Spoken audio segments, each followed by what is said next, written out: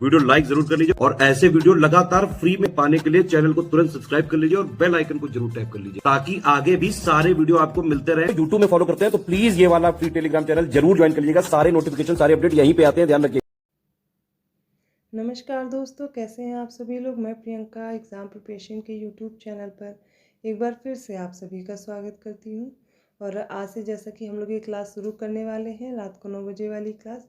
अभी तक हम लोग आर एग्ज़ाम के लिए और यूपी पीसीएस प्रीलिम्स के लिए टेस्ट सीरीज सॉल्व कर रहे थे, पर आज की क्लास नए तरीके से हम लोग शुरू कर रहे हैं। अभी जो रिव्यू ऑफिसर और असिस्टेंट रिव्यू ऑफिसर का एग्ज़ाम हुआ था 2023 वाला, तो उसमें मैं जीएस फर्स्ट आपको सॉल्व कराने जा रही हूँ, अर्थात जो जीएस का पेपर हुआ था उसको सॉल्व कराने जा रही हूँ। इसके एनालिसिस के बाद हम लोग आगे टेस्ट सीरीज सॉल्व करेंगे, जो कि दोनों के लिए होगी, वो चाहे पीसीएस का एग्ज़ाम हो या फिर रिव्यू ऑफिसर और असिस्टेंट रिव्यू ऑफिसर का हो। तो आज हम लोग जो प्रश्नों को हल करेंगे उनका तरीका थोड़ा सा अलग है। पूरा पेपर मैं चाहती तो आपको एक साथ सॉल्व करा देती, लेकिन मैंने सेक्शन वाइज डिवाइड कर दिया है। तो सबसे पहले हिस्ट्री के जितने क्वेश्चन आए थे इस पेपर में वो देखेंगे, एक एक करके उनको सॉल्व करेंगे। फिर अगला सब्जेक्ट कल करेंगे, तो एक एक करके सारे सब्जेक्ट को हम लोग पहले सॉल्व करेंगे और डिटेल्ड एनालिसिस आपको मिलेगी। पूरा अच्छे से एक्सप्लेन करते हुए हम लोग आगे बढ़ेंगे। तो चलिए बिना देर किए इन प्रश्नों को शुरू करते हैं। तो आज जो मैंने पेपर लिया है आर का, इसमें आप देखेंगे सेट डी है, उसको मैं सॉल्व करा रही हूँ। सेट डी के अकॉर्डिंग यहाँ पर नंबर पड़े हुए हैं, और ये क्वेश्चन नंबर इसलिए पड़े हुए हैं क्योंकि आप अगर कोई क्वेश्चन पूछना चाहते हैं, किसी में डाउट है, तो वो क्वेश्चन नंबर डाल के पूछ लीजिएगा। मैंने पीडीएफ बनाई हुई है, इसी पेपर से बना दी है, इसलिए क्वेश्चन नंबर का जो सीरियल है वो उसी सेट के अकॉर्डिंग है। आप लोग इतना मैनेज कर लीजिए और इन क्वेश्चन के अकॉर्डिंग ही आप मुझसे पूछ सकते हैं डाउट। तो आज का जो पहला प्रश्न है, इसमें पूछा गया तुलसीदास के संदर्भ में निम्नलिखित कथनों में से कौन सा या कौन से कथन सही हैं। ये इतिहास का पहला प्रश्न पूछा गया था इसमें सेट डी में। तो पहला स्टेटमेंट है, तुलसीदास का जन्म बांदा जनपद के राजापुर नामक ग्राम में हुआ था। सेकेंड स्टेटमेंट है, उनकी पत्नी का नाम गीतावली था। बताना है कौन से स्टेटमेंट सही दिए गए हैं, सही उत्तर बताना है।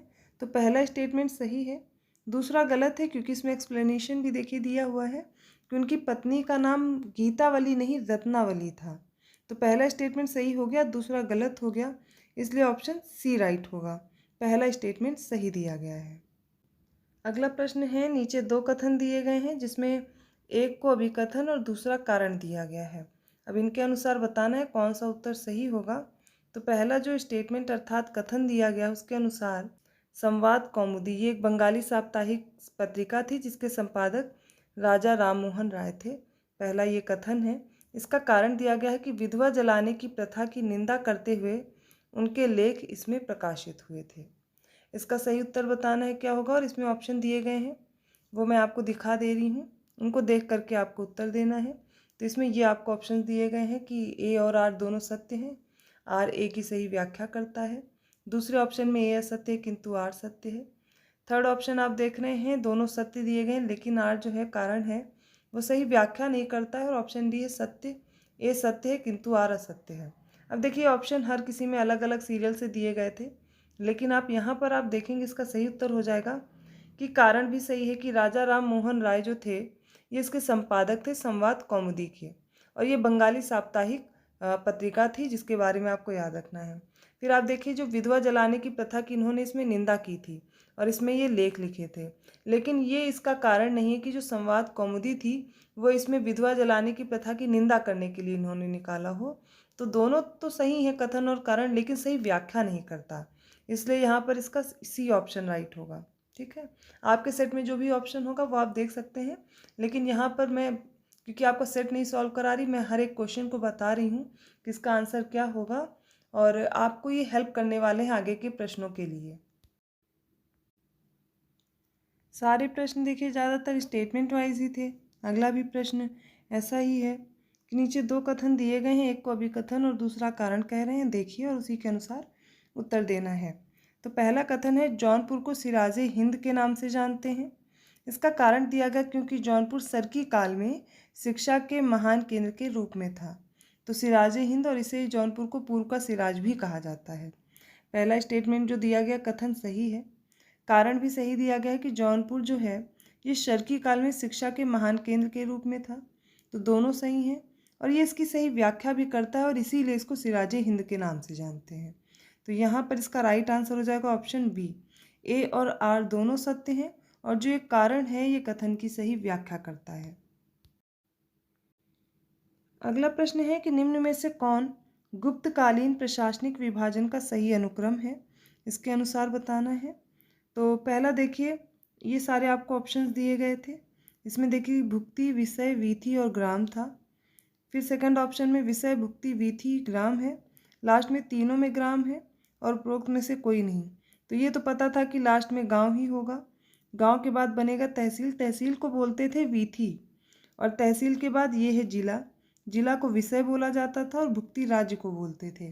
तो ऑप्शन यहाँ पर पहला राइट था कि गुप्तकालीन प्रशासनिक विभाजन का सही जो अनुक्रम है, तो सबसे पहले राज्य अर्थात भुक्ति, फिर जिला अर्थात विषय, फिर तहसील अर्थात वीथी और फिर था ग्राम।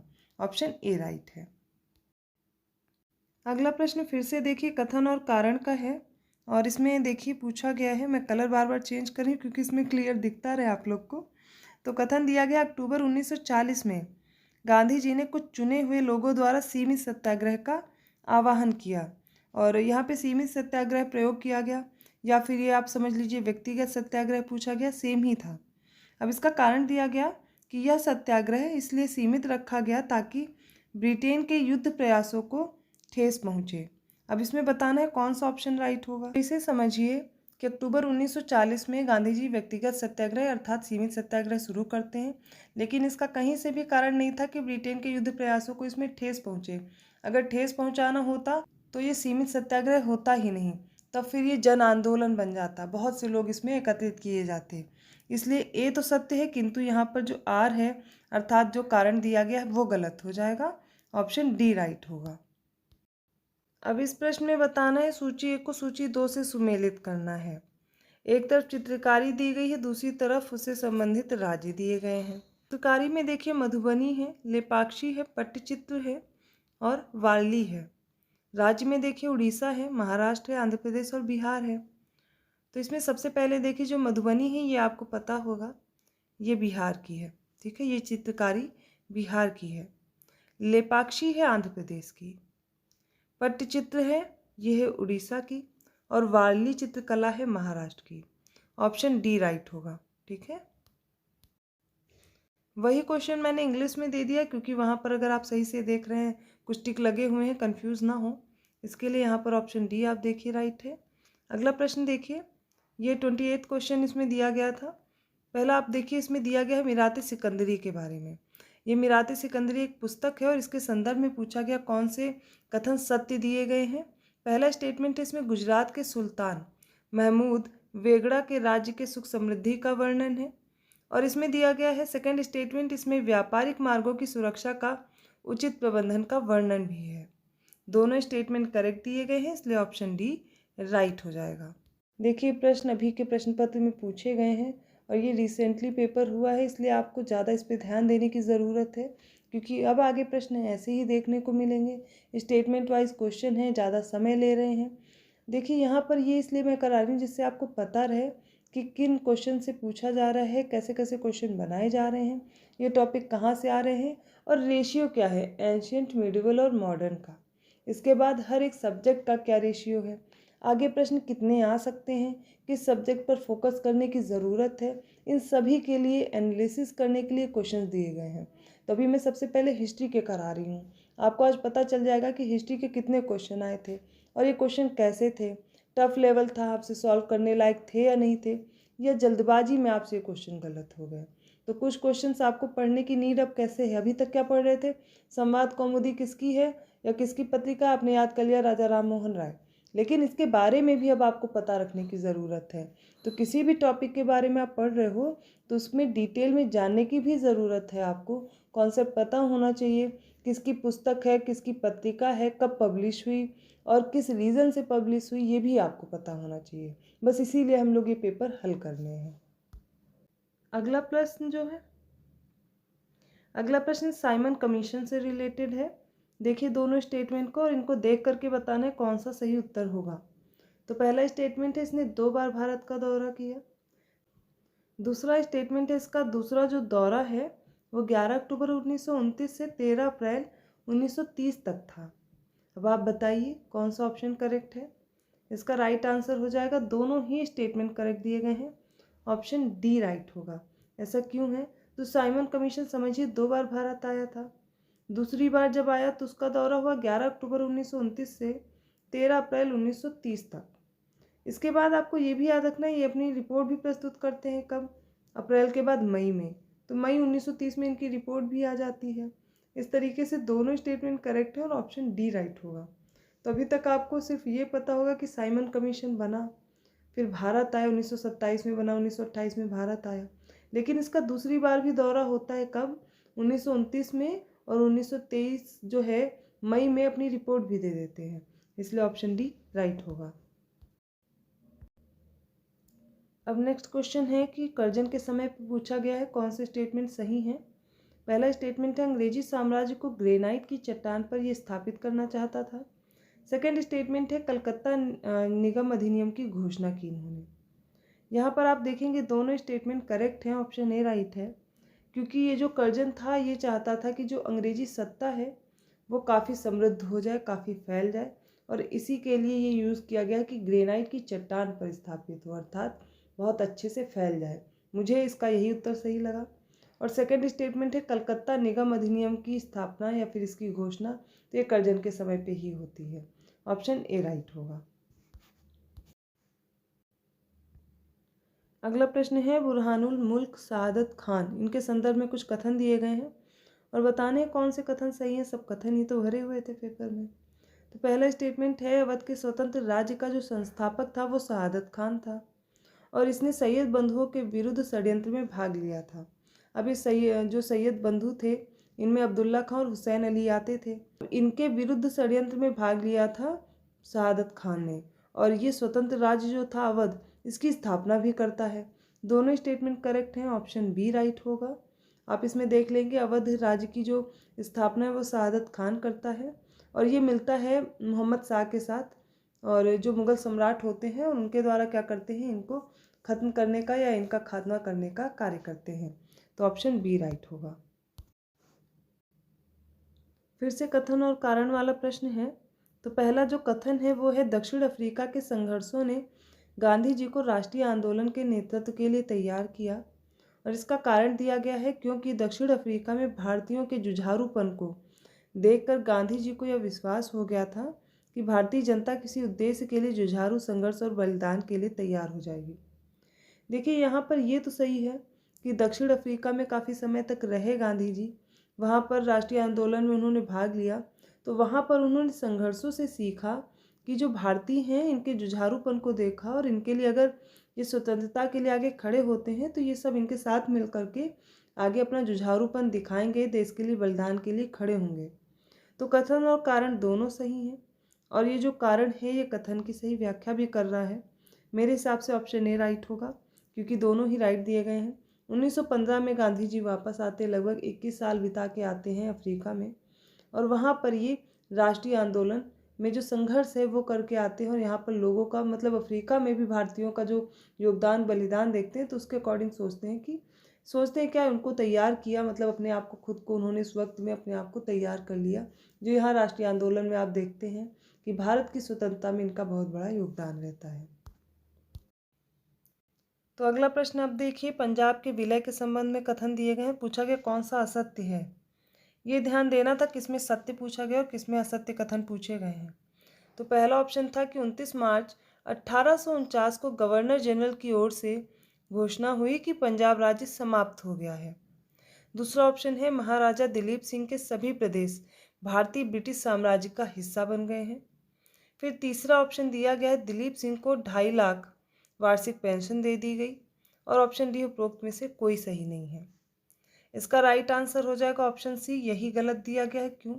क्योंकि यहाँ पर महाराजा दिलीप सिंह को 2.5 लाख नहीं अर्थात 5 लाख दिए गए थे वार्षिक पेंशन, और पढ़ने के लिए इनको ब्रिटेन भी भेजा गया था।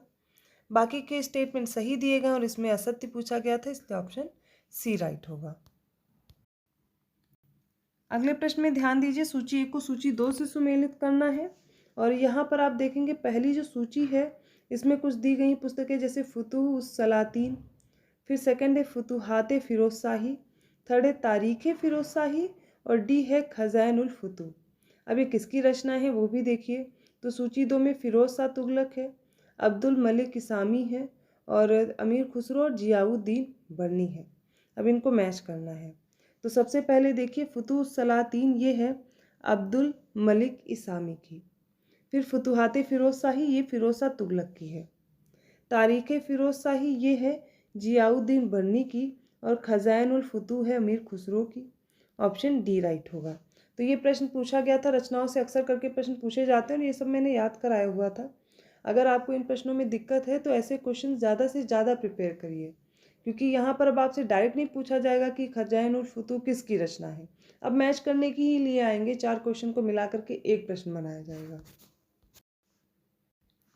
नेक्स्ट है बंकिम चंद्र चट्टोपाध्याय के बारे में कुछ कथन दिए गए हैं, सही कथन बताना है। और पहला स्टेटमेंट है ये कलकत्ता विश्वविद्यालय के प्रथम स्नातक थे। सेकंड स्टेटमेंट है सीताराम उनका अंतिम उपन्यास था। दोनों स्टेटमेंट राइट है, ऑप्शन डी राइट होगा।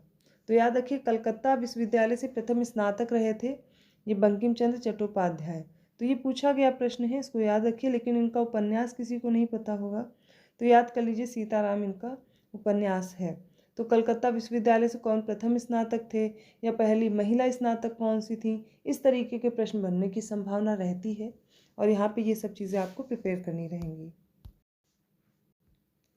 अगला प्रश्न फैक्चुअल था, अगर आता था तो आता था, अदरवाइज कोई बात ही नहीं थी, फिर तो नहीं आ रहा तो फिर इसमें कुछ कर भी नहीं सकते। तो प्रश्न था पिछवाई चित्रकला किस देवता से संबंधित है।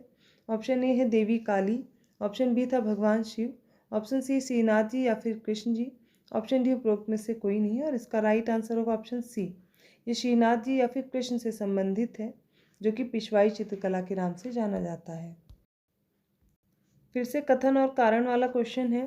तो कथन दिया गया है बंगाल ब्रिटिश इंडियन सोसाइटी की स्थापना 1843 ईस्वी में जॉर्ज थॉमसन के प्रयासों का परिणाम था और इसके लिए इसका कारण दिया गया है क्योंकि जॉर्ज थॉमसन को द्वारकानाथ टैगोर इंग्लैंड से भारत राजनीतिक आंदोलन संगठित करने के लिए लाए थे।